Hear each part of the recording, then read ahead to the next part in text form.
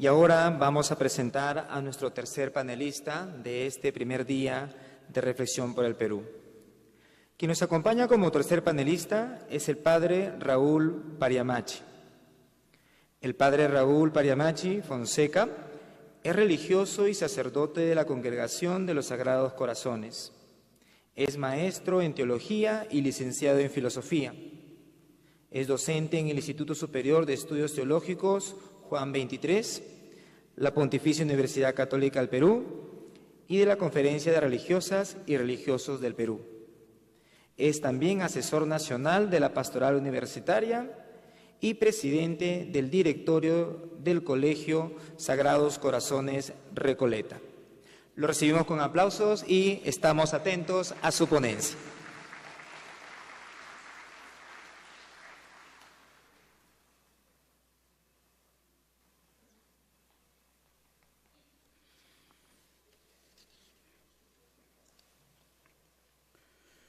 Buenas noches, hermanas, hermanos. La siguiente, por favor. La siguiente diapositiva. Eso. Quisiera abrir esta reflexión sobre sinodalidad y democracia, evocando el sueño de Salomón, porque considero que es un relato inspirador para hablar de las relaciones entre sinodalidad y democracia en el contexto de la Iglesia y del país. En Gabaón, el Señor se apareció a Salomón en el sueño de la noche y le dijo Dios: pide lo que quieras que yo te dé. Y Salomón respondió: tú has mostrado gran misericordia a tu siervo David, mi padre, porque él anduvo delante de ti con fidelidad, con justicia y con rectitud de corazón para contigo. Tú le has conservado esta gran misericordia y le has dado un hijo que se siente en su trono, como en este día. Y ahora, oh Señor, Dios mío, tú has constituido a tu siervo rey en lugar de mi padre David, a pesar de que yo soy muy joven y no sé cómo salir ni entrar. Tu siervo está en medio de tu pueblo al cual escogiste, un pueblo tan numeroso que por su multitud no se puede contar ni se puede numerar.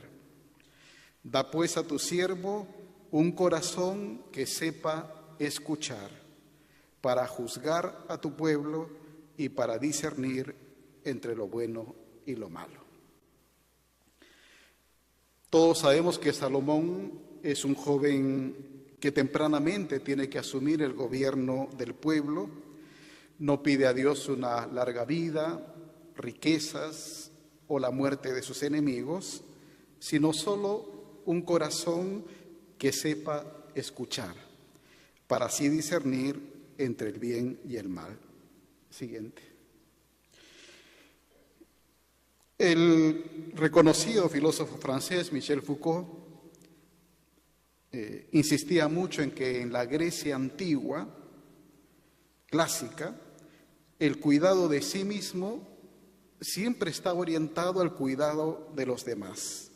Y esto en un sentido político.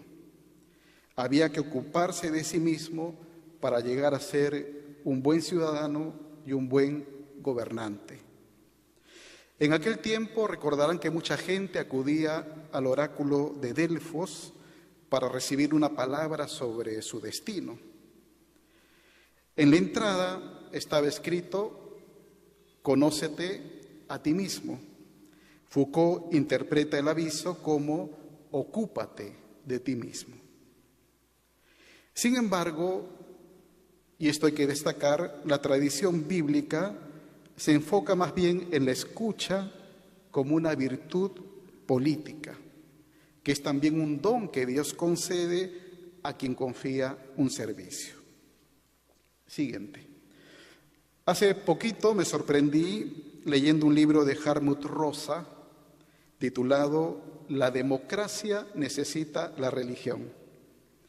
En efecto, haciendo referencia a este pasaje bíblico, Rosa dice que la frase "dame un corazón que escuche" tiene una dimensión política de alta relevancia. Cito: ya en la Biblia, por así decirlo, el corazón que escucha es una condición previa para un gobierno político exitoso, para un buen gobierno. Siguiente. Quiero plantear estas preguntas en estos minutos que tengo y sé que los días que vengan vamos a volver sobre estas cuestiones. ¿Cuáles son las relaciones entre sinodalidad y democracia? Parafraseando a Rosa, podemos preguntar si la sinodalidad necesita la democracia y si la democracia necesita la sinodalidad. En cualquier caso, voy a desarrollar mi respuesta en dos pasos. Veremos primero a qué desafío quiere responder el actual proceso sinodal de la Iglesia, porque no es una rueda que gira en el aire, ¿no? Por supuesto. Para después indagar acerca de su aporte a la vida democrática del país. Siguiente. Cuando hablo de sinodalidad, siempre me gusta insistir en que para entender mejor el proceso sinodal se debe prestar atención al doble desplazamiento que está generando la iniciativa del Papa Francisco. Por una parte, del sínodo visto como un evento solo de los obispos, al sínodo visto como un proceso de toda la Iglesia. Y por otra parte, ese paso de la sinodalidad referida a una institución exclusiva de los obispos a la sinodalidad referida a una dimensión constitutiva de la Iglesia. Siguiente. Por otra parte, aunque sé que este no es el momento para conceptualizar, ¿no?, la sinodalidad en detalle, sí quiero destacar el concepto de Francisco, cuando dice que la sinodalidad no es una moda organizacional, sino una dimensión dinámica de la comunión eclesial que anima la conversión y la reforma en toda la Iglesia. ¿Cómo? Apreciando simultáneamente el sentido de la fe que tiene el santo pueblo fiel de Dios, la colegialidad apostólica y la unidad con el sucesor de Pedro. Como podemos apreciar, se apunta a lo que me gusta llamar la interdependencia y la corresponsabilidad de todos los bautizados. Siguiente. Cabe preguntar entonces a qué problema está tratando de responder el proceso sinodal. Desde mi punto de vista, la iniciativa de Francisco quiere ser como un correctivo crítico ante una aplicación insuficiente de la eclesiología de comunión del pueblo de Dios, que ciertamente produce un malestar en el cuerpo eclesial, al mismo tiempo que dificulta realizar mejor la misión de la Iglesia en contextos de pluralidad y complejidad como los que vivimos, con sus respectivas tensiones y conflictos. Siguiente. En efecto, quien mire con realismo y amplitud la Iglesia, me parece que podrá advertir una serie de hechos que están desafiando hoy mismo la comunión eclesial, como las expectativas de los fieles de ser escuchados por sus pastores, la exigencia de la participación de todos en las decisiones que afectan a todos, la demanda de más corresponsabilidad en la vida pastoral de la Iglesia, la denuncia de un ejercicio de la autoridad alejado del Evangelio, el escándalo por los abusos sexuales dentro de la Iglesia y por pastores de la Iglesia, la urgencia de sistemas de transparencia y rendición de cuentas en todos los niveles. El debate sobre la ordenación diaconal de mujeres o la ordenación presbiterial de varones casados. Las controversias sobre el acceso a la comunión eucarística de algunos fieles. Las divergencias sobre la diversidad sexual y de género. Las opiniones en la Iglesia acerca de cuestiones sociales, políticas, económicas, culturales y ambientales. Siguiente. En este contexto, me parece que adquiere sentido la sinodalidad como una forma de vivir y obrar de la Iglesia, que realiza su comunión en el caminar juntos de laicos, pastores y obispo de Roma.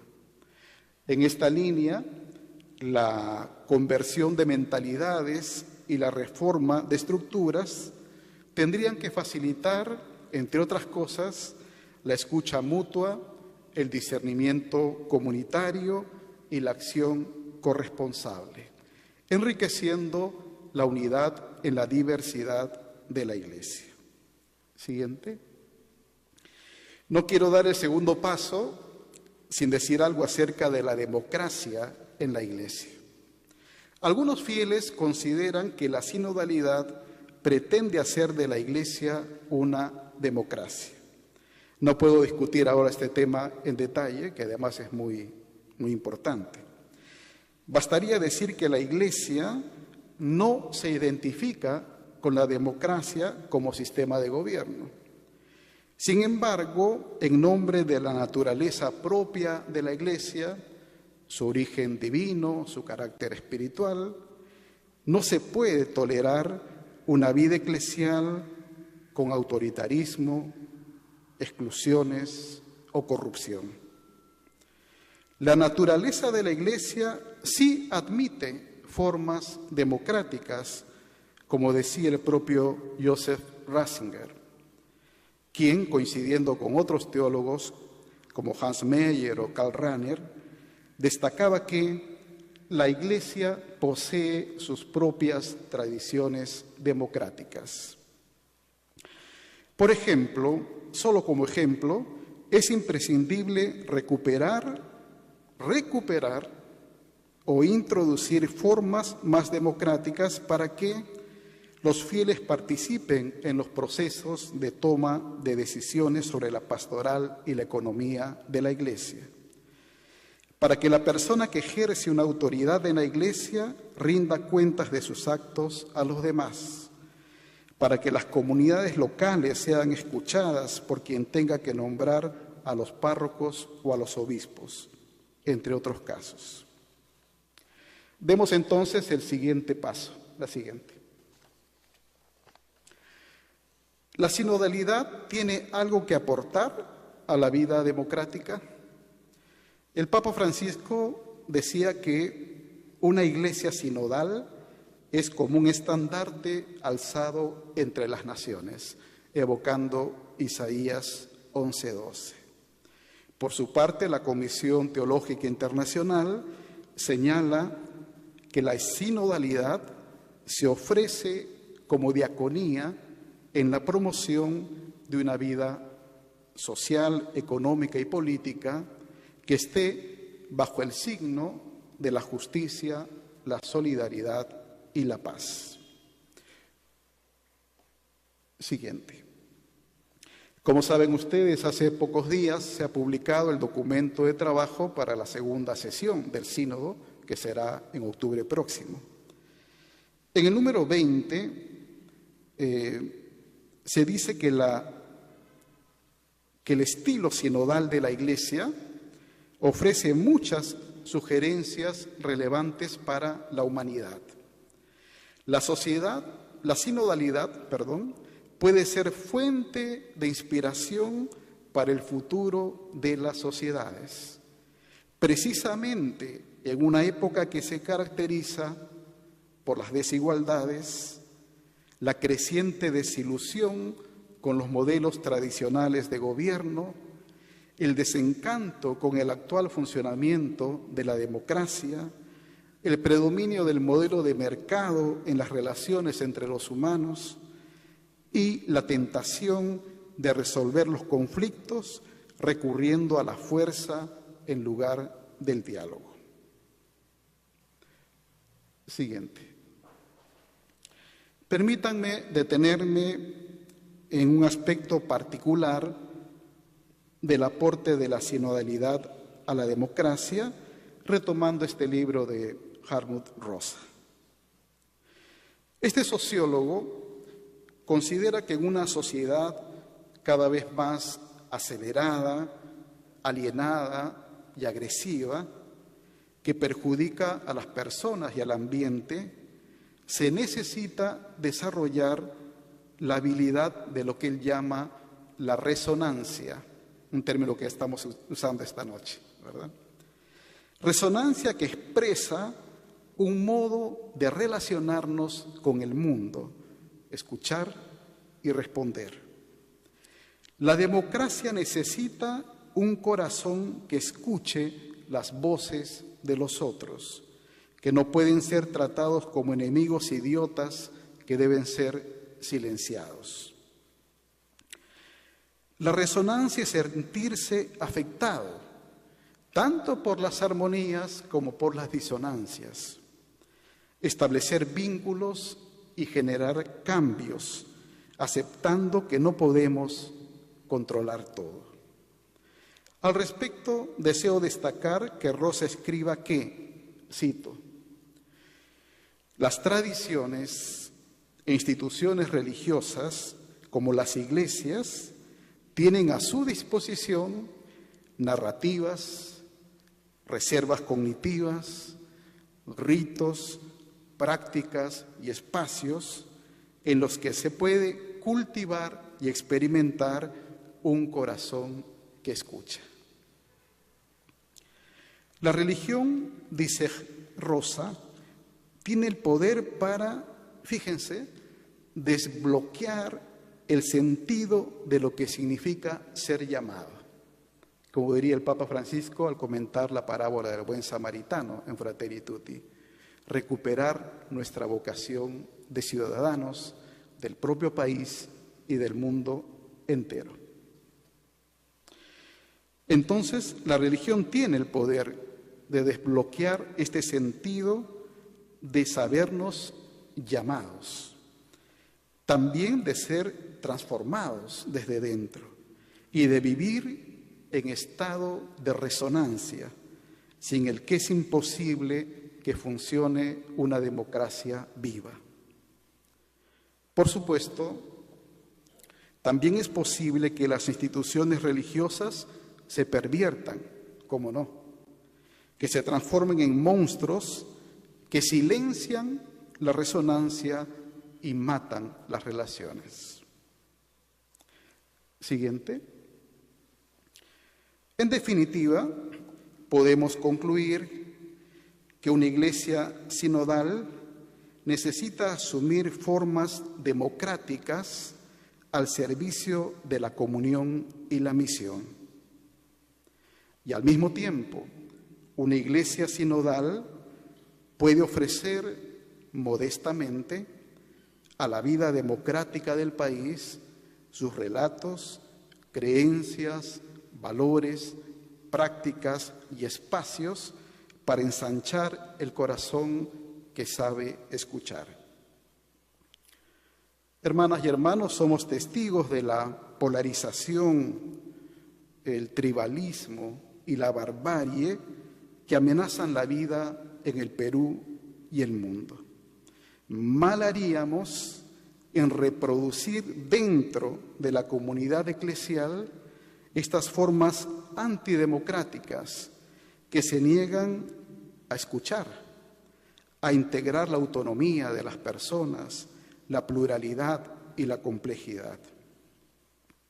No olvidemos que, como se decía hace 3 años ya en el documento preparatorio del Sínodo, no olvidemos que la opción de caminar juntos es un signo profético para una familia humana que tiene necesidad de un proyecto compartido, capaz de conseguir el bien de todos.